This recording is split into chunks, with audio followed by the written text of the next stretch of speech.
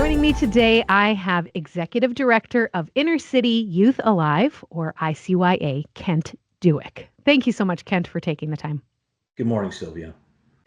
We're talking a little bit about a hard conversation, and I think you are one of those ministry leaders that is very equipped to talk about this. So I do appreciate it.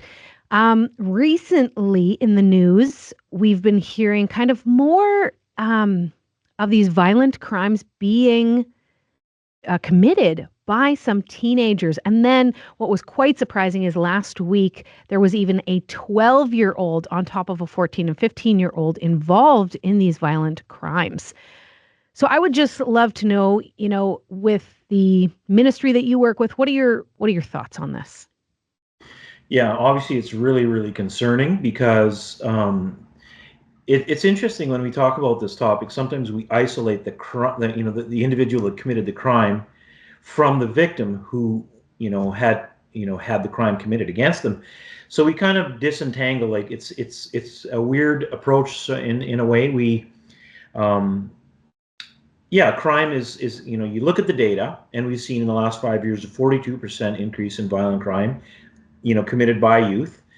And but then sometimes we fail to think about the victims. And I know you're asking about the crime, but what can happen is, so if somebody has a violent crime committed against them, now that's part of their sort of trauma and their pain, and so that kind of has a multiplying effect. That trauma and pain sort of cascades out to other people in their lives that face it.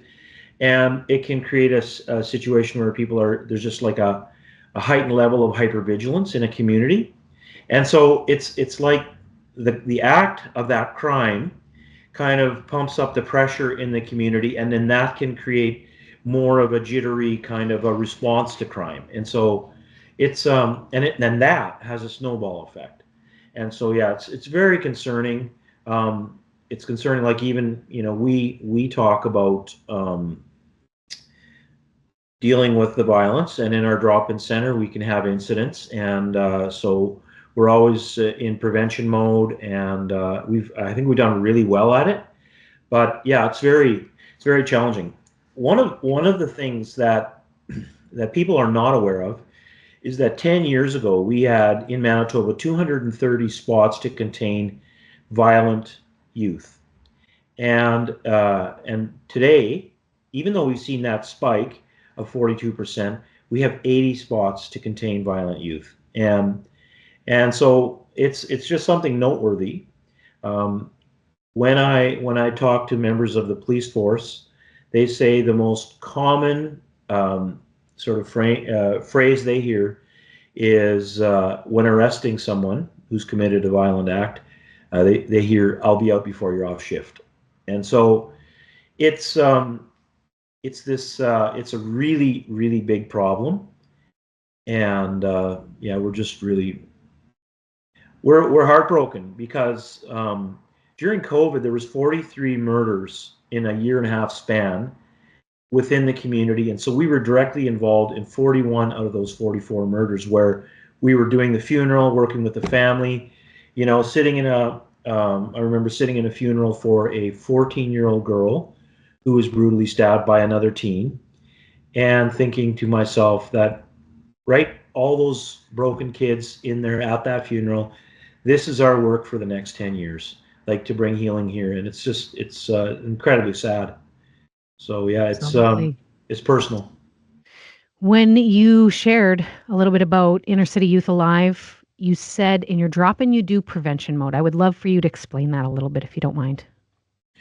Well, it's just sort of doing a predictive kind of planning, where at the beginning of the shift we kind of think about, okay, what are the situations today? Who are we concerned about? Is there any beef in the community that might show up at the door? It's just kind of getting your ear to the ground on what's happening, and then staff thinking about, they kind of, because they know the names of the youth that come to our program.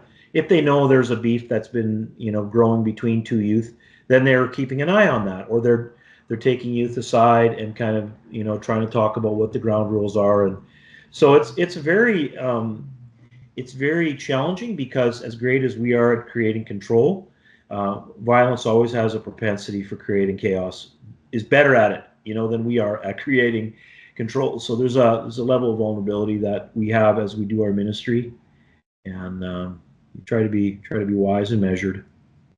Absolutely. I really appreciated what you said during the previous radiothon last week for ICYA.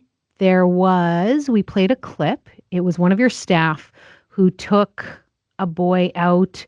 There was a violent act done, and the staff listened, they chatted, and then the youth admitted, I was going to do some retaliation. And now I feel like I've been able to ground, I've been able to calm myself. And that sounds like part of that prevention that you guys are doing. Is that safe to say? Yeah, absolutely. It's so interesting because you cannot prove a negative. And so I a number of years back, I spoke with the chief of police, and I said, there's so many crimes that don't happen because of the work that we do. And that's not to overestimate our impact or anything, but it's to say that, we can do a lot to kind of mediate between youth that are escalating. And we had an incident a while back where we actually had the crazy thing where we know a youth admitted to having robbed somebody in the community with a weapon, and we also knew the person who was robbed. And so there was the person who had robbed someone had just kind of stopped halfway through the robbery, remembering what one of my staff had said, and so he halfway robbed this guy, and so then we talked to the young man that had been robbed, and we ended up having a mediation meeting, and the two guys, the guy who robbed them confessed, and they are now friends in the community. So it's just the craziest story because this young man was telling us, this guy just started robbing me, and then halfway through he just stopped. And I guess God had been kind of working in his heart, and he realized what he was doing. It's crazy, but so we have not all of our stories are like that, but lots of moments where we're mediating, where we're trying to talk it down, where we're talking about violence, about alternatives to violence. So there's a lot of peacemaking that we try to do. When it comes to, now this is a very hard question to answer, so feel free to skip it or whatever you would like to do, because this isn't one size fits all, unequivocally. But in your work, you've been doing this for 38 years. You may have some insight on this. What would cause a 12-year-old to harm another person? Like, is there underlying things that people may totally glance over? Well, you don't want to sort of understand it to the degree that you lift the responsibility of for that youth's actions. But I often say that violence is the sound that pain makes, and so you can always track back. And the benefit we have here of having been in the neighborhood for 38 years is you hear stories of regret. So you can have an individual who's committed an act of violence, 10 years ago, when they were in a chaotic state. Maybe they're caught up in addiction. Maybe they're in survival mode. Maybe they're highly traumatized and they're just so vigilant that they're not thinking clearly. Maybe it's addiction that causes this. And then people reflect back, and you just don't, because you look at, in terms of sociopaths, that's like roughly 1%, 2% of society might fall into that, having no heart and no remorse. But so it's always, we hear a lot of those stories where, something was going on in that individual's life that was causing their, and in their survival, it went to a point of dysfunction. And so I don't know the details of this 12-year-old, but I will say, my daughter's a family violence specialist, and she talks to me about how there's an importance to break a cycle, because someone that commits the ultimate act of murder, actually it escalates, and you don't go from nothing to murder.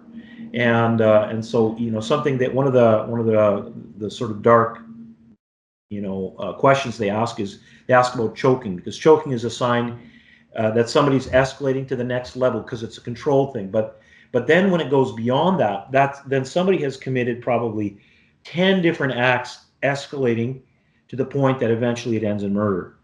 And we literally had a young woman, a 14-year-old, who begged us to stop her. Like, stop me. I can't stop myself. I'm going to murder someone. Like, this is what she told us. And she ended up having to be incarcerated. But she would be arrested and released, and escalating. And so adults need to kind of step in and take control. And as a society, it feels like we spend so much time sort of explaining the dynamic that we fail to actually address it. We just want to explain and understand it. Obviously, that's a reflex we have, is to understand it. And I would say, you know, the idea of understanding it to the satisfaction of your listeners, it's kind of we need to understand the problem to the satisfaction of the victims. And I know that all, Manitobans are very concerned about this, but if we think about the victims, like, what does it mean for them, and empathize there, that's such that's a healthy place to be. And of course, I think the reflex to understand it, it's a very strange reflex, because what it is you're trying to feel safe. People that they want to go, if there was a murder, they ask the question, was it a random act? No, it was related to the drug trade. Whew, okay, relief. It wouldn't be me, because we're sort of all scared of this, right? And that's, I don't judge that. That's understandable, but it's a way to distance ourselves from the actual pain of it. And so it's, for us, when you sit with the victims, it's just heartbreaking. Like, and then we've had to be in a place sometimes where we are dealing with the person that committed the murder is dear and loved to us, and the person that was murdered is dear and loved to us. And so it puts you in this place where you say, God help us, teach us, show us how, because we're devastated at the loss, and we're also have to remain committed to that person that acted, often under the influence of some drug or alcohol or something. And so it's really complex. Yeah, pain all around. I can only imagine. I really appreciate your insight on this. As you were talking about our listeners trying to understand this, um, what can our society, believers in Jesus, what can we do? Where do we start? Oh, we have actually everything that's needed for the challenges here. Because I believe that God is a healer. Like, at base, I just see this over and over, that God is in the business of healing our pain. And so I think that it's, Satan comes to steal and destroy, and God comes to bring healing. And so, as people of faith, we can pray for people that are doing the work frontline. We can pray for police who are going from trauma to trauma, or paramedics. Like, there's so many people who need healing from what they've seen. And so prayer is just critical, because I feel, some days I feel like a spiritual malaise over the community, and especially when something's happened. I've said to staff, when we've had somebody murdered, and so what happens is you can just feel it here. You could cut the air, and I've asked young staff, can you feel it? And they all say yes, I can feel it. And and I said, well, that's pain, and that's going to lift, but that it's a spiritual thing. And so it's,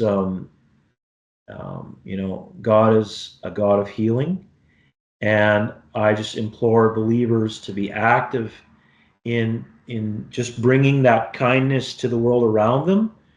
Whatever churches can do, if you know of somebody in your neighborhood that's had an incident, like, can churches be creative and get outside their doors and bring healing to someone that's faced, family violence or violence of some. We have so much to offer as people of faith, and so yeah, I think it's important to get outside the walls. Absolutely. Thank you so much for taking the time, for sharing your heart on this. And if anyone wants to support Inner City Youth Alive in what they're doing already, I believe it's ICYA.ca. Am I You got correct? that? Yes. Okay. Lovely. You can connect with them, whether it's praying for them, volunteering with them, donating, whatever it might look like. But yeah, I think when we can, yeah, like you said, we have so much to offer. I really appreciate that insight. Thank you, Kent. Thanks, Sylvia.